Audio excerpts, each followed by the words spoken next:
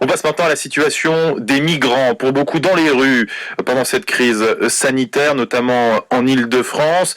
Il y a eu une opération de police à Paris pour démanteler un campement de migrants, mais beaucoup restent encore dans les rues dans cette période de confinement. Des associations viennent leur porter à manger, leur situation est précaire. Reportage hier lors d'une maraude autour de Paris d'Étienne Molin.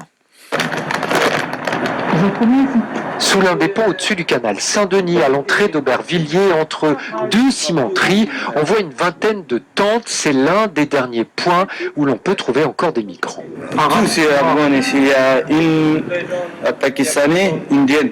Là-bas, c'est une noire africaine. Ceux qui viennent leur apporter des repas qui sont cuisinés dans le nord de Paris sont des bénévoles du collectif Solidarité Migrants.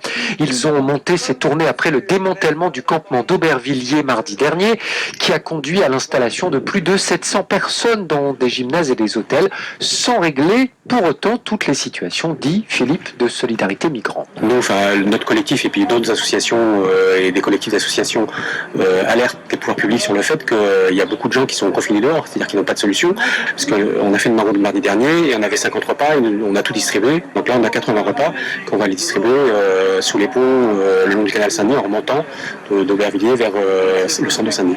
C'est des gens qui ont déjà des santé dégradées parce qu'ils vivent dans la rue, parce qu'ils se soignent mal, ou voire ils se soignent pas, parce que l'accès à la santé est difficile quand on vit à la rue d'une manière générale et pour les réfugiés encore plus. Les bénévoles font cette tournée en petits groupes.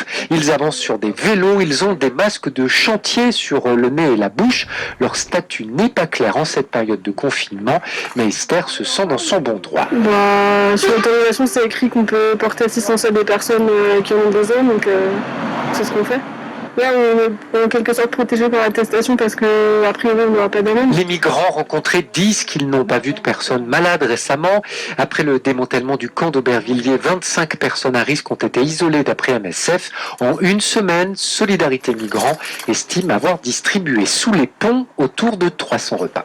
Le reportage d'Étienne Molin pour France Info.